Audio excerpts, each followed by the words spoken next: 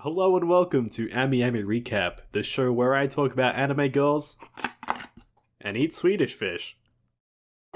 Oh, it's kind of terrible. How do you Americans do it? In this video, I'll be covering the first few weeks of April, not the entire month. You'll get the rest of it along with a bit of May in a couple of weeks in another video. But without further ado, I think we should just jump into it. So first up, we have Bremerton Hot Training TF edition from Azur Lane. She looks like she's been enjoying a little bit of Nintendo Switch Sports, am I right? Am I right, gamers? This is... I don't know if I can show all these photos, some of them get a little bit spicy. I always like it when these figures include the little manju chicken fella, but even more distinctly Azur Lane than that is having two different versions. And this really does make the figure look so much more complete. It's not that much more expensive. I don't really know why they're selling the cheaper version because this one just makes so much more sense. If you're gonna buy this figure, you're gonna want to buy this one. The thing that immediately grabs me with this is this chain fence background. I thought this was like photoshopped, but no, that's what it looks like. It is just molded like that. And the paintwork makes it fade out around the sides, which is such an amazing, awesome idea. Look at it. I think it must be clear plastic or something. And then everything else they've added to this more expensive version just brings so much more story and flavor to the figure. And while I've been talking up the base a lot, I do think that Bremerton herself looks very nice. I like what they've done with her hair, and her top is tastefully translucent, I think. And I think overall, that is a great figure. I think this is a great price for it if they can deliver this quality, and I'm really interested to see how this turns out. I think it can be an absolute banger of a figure. I like to keep up with what Wonderful Works is doing. They've earned my trust. But this figure, I don't know. So you may be familiar with the illustrator, who is Tony, but I'm not a huge fan of his illustrations. And that's just one of a few reasons why I don't really like this figure. This may be the most sluttiest China dress I've ever seen, if you could even call it that. And then she's got a separate swimsuit torso because we really needed that, didn't we? Haha. I feel like there's a very specific target audience for this, and I am the complete opposite. I think it's close to being passable for me, but there's weird things in this design. Like why she's just wearing this white thigh high here, I don't understand. I don't think it's necessary, especially not that much white. And then her hair just looks kind of boring. I feel like it doesn't really have any meaningful highlights or anything to make it interesting visually. I think the outfit is probably the most interesting part of this, and it's a shame that it's been shrunken in the wash so much, so to speak, where it's just tiny little strips of something that could be very interesting. And these pink hearts and accents and things, I think, is an interesting touch, and I wish they lent into it a lot more. I think the main thing is that this figure doesn't have an identity. It's like half a swimsuit figure, half a Chinese dress figure. Half of her body is swimsuit, half of it is China dress. It's so eclectic that it just completely loses me, and I'm not a fan. These HoneyStrap figures keep coming up, and I keep forgetting what they are. Apparently they're VTubers. The pattern on this top is really cool, actually. I like what's going on in there. And this hair sculpt is kinda weird. It billows out into layers. The sculpt work on the dress looks alright. You've got a little bit of detail in here around the butt crack area, which is... it's important. And the gradient down to the purple is also quite nicely done. I think individually all these pieces of this figure are fine and nice, but I don't feel like it comes together in a satisfying way at all for me. And I feel like it's the sort of thing where like the diehard fans are going to buy it, but it's not something like next level special that's going to attract people from outside, people who already are very invested in this character. And her tie is going through her boobs, and I think that just looks really silly. So, yeah. I don't have anything else to say. Oh, this is cute. Did Shield Hero 2 start? I forgot. I haven't been watching anime for like 2 years. I'm so out of touch. But this is pretty. A lot of the time I don't like Shiromuku figures because they end up being too much white. So what I really enjoy about this is that she has that white coat on the top layer, but underneath, Raphtalia has this really nice pink kimono and like that yellow accent as well. That really helps give this figure a lot more life than I think it would have otherwise. I think her face as well it's really cute. I like how they've kept her hair pretty dynamic. It gives it a nice effect, especially when you compare it with that Tony figure where the hair was very just sitting there. This looks much livelier in comparison. From the back, it's honestly kind of boring, but you'll never be looking at it from this angle anyway, so I don't think it matters a whole lot. It's 100% very, very pretty, but I also feel like she is a tad expensive. I feel like the color separation on some of these little additions on her obi and whatever these accessories are, they're a bit all one color, which is kind of boring. I think what you're really banking on for a figure like this is having that surface detail of the kimono really pop in real life.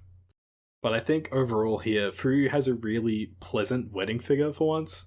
It feels joyful. I think the color composition is great, especially from this angle. And I think this could turn out to be something really nice if FuRyu can pull it off. Here we have Dialga and Palkia by Megahouse as part of their Gem series.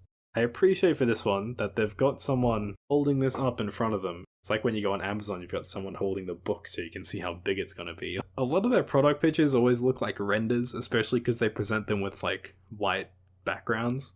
I think seeing it with the context of it being next to a real human being makes this thing look better. Maybe that's my fundamental issue with Megahouse. Anyway, I should talk about the figure. I think this looks really cool.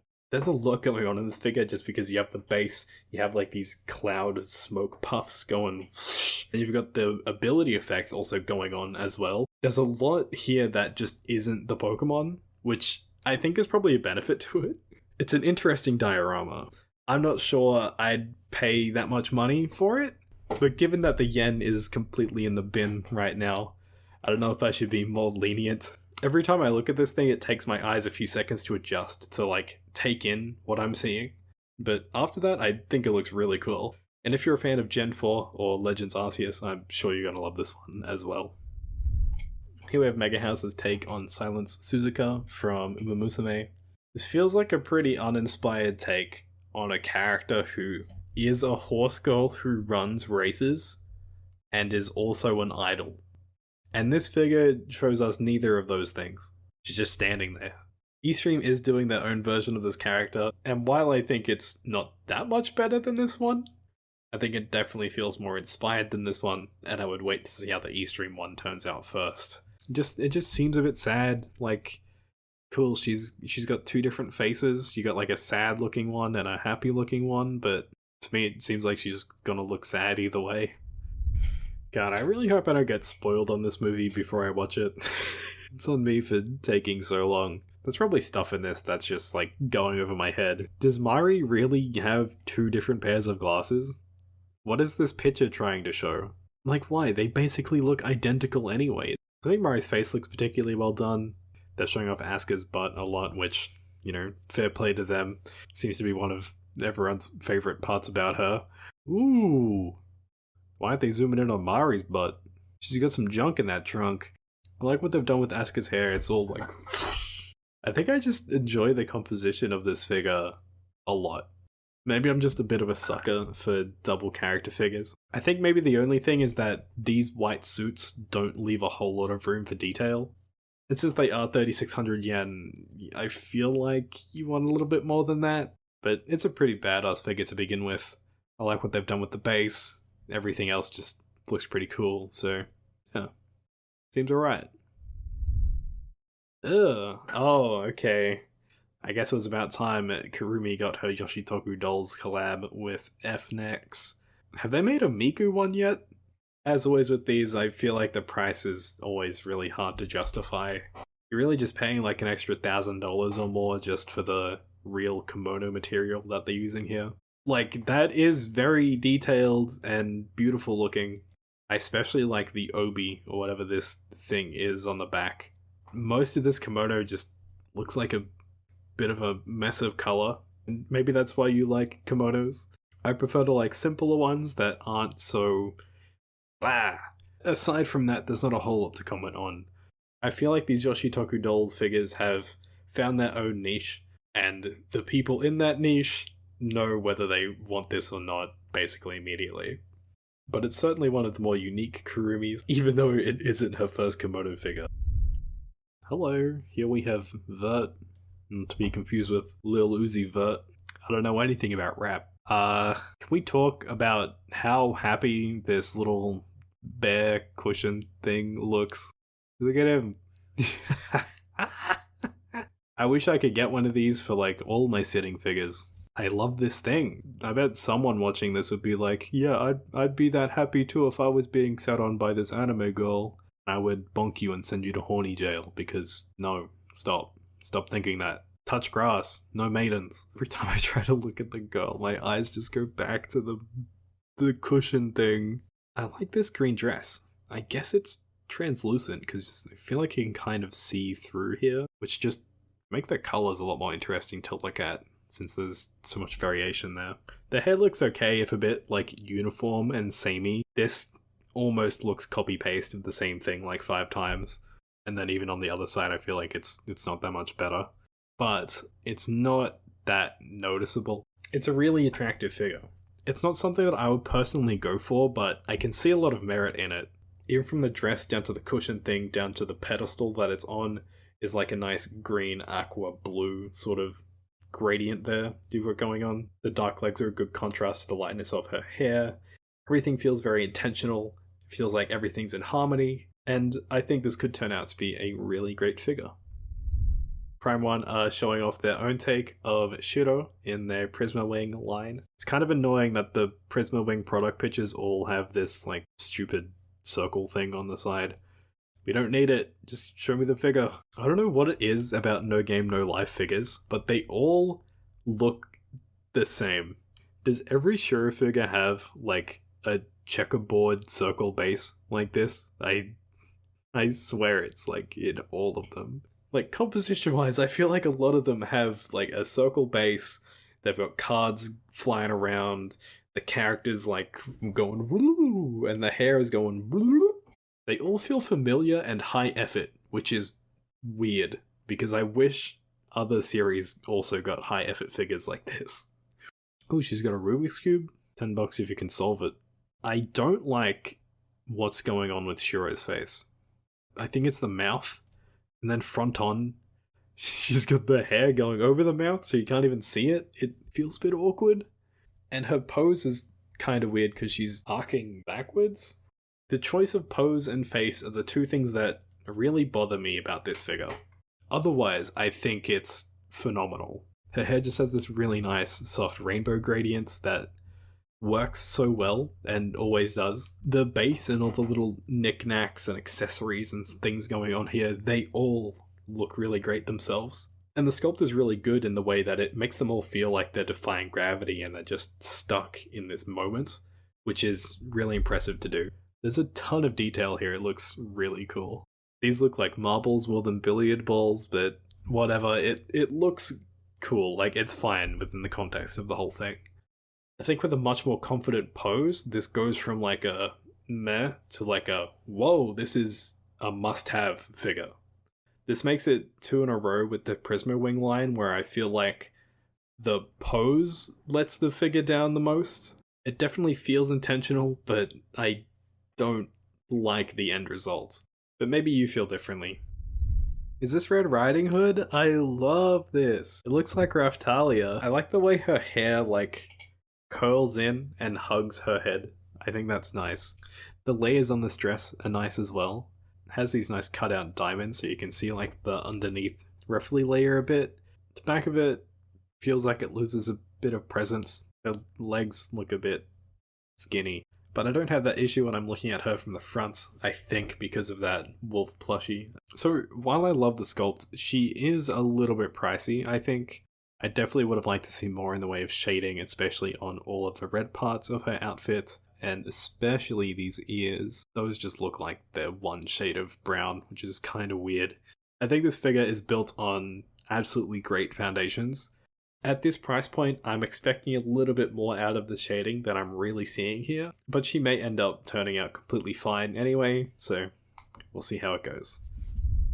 Why does this exist?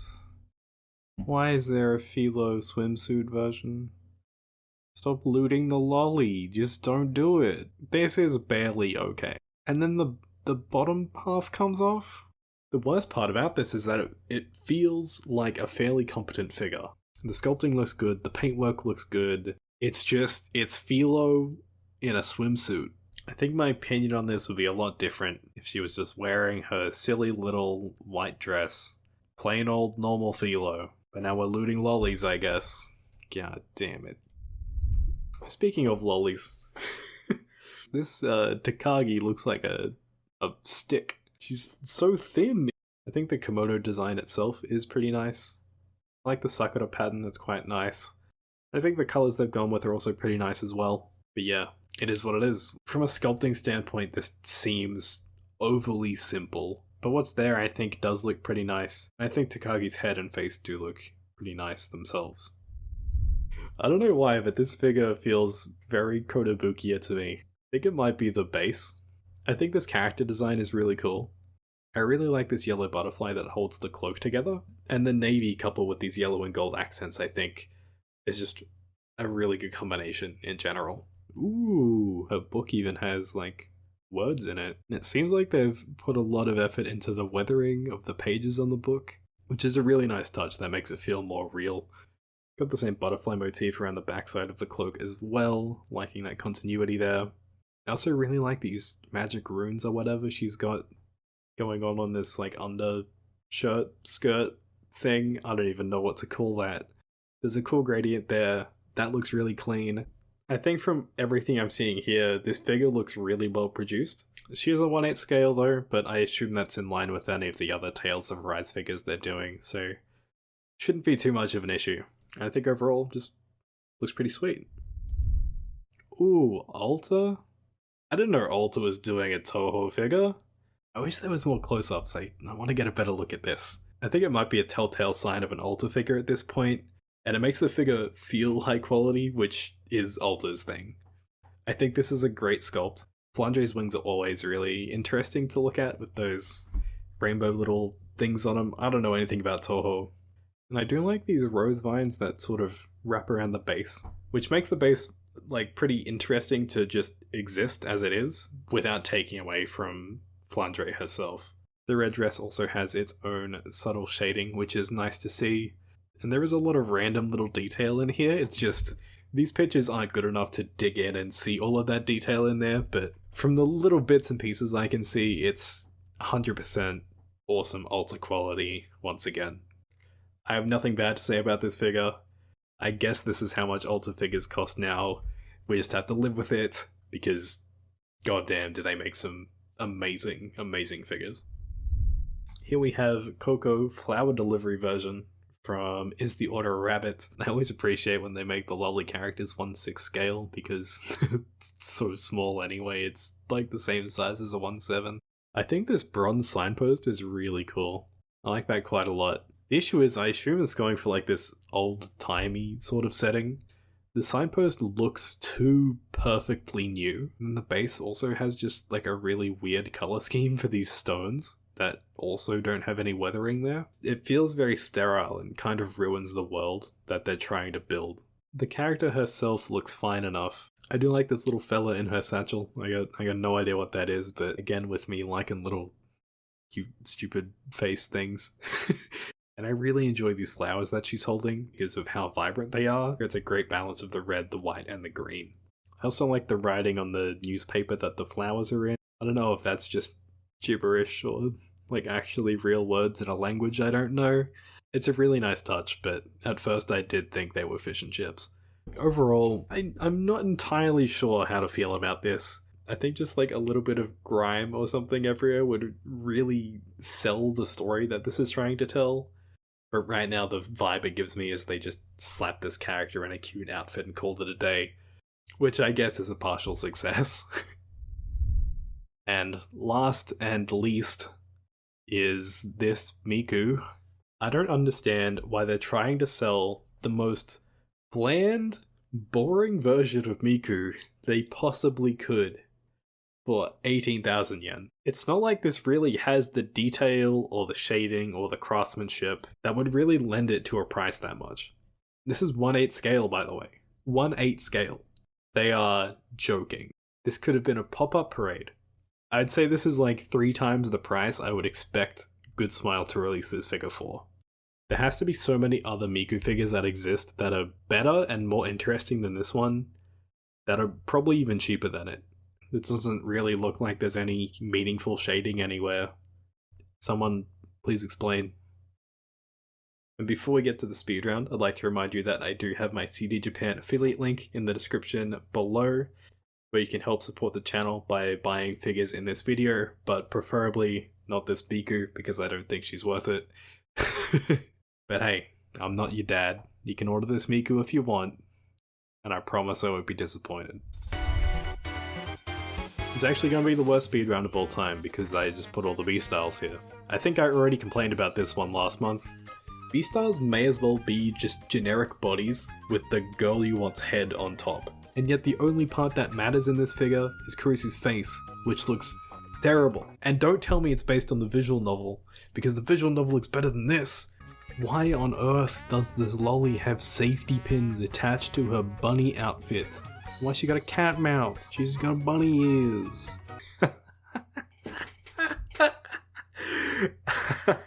Oh my god. I love this. I love this so much. His head is like this big and it's $60. What is this, like Giga Chad Thanos head? Like, and the best part is this board. Look at this. Look at this dude. Look at this.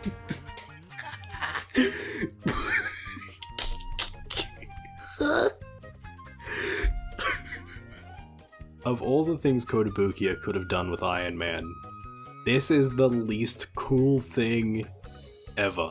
That ain't it. I hate this 3000. Real glad they're bringing back the JoJo's figure pens.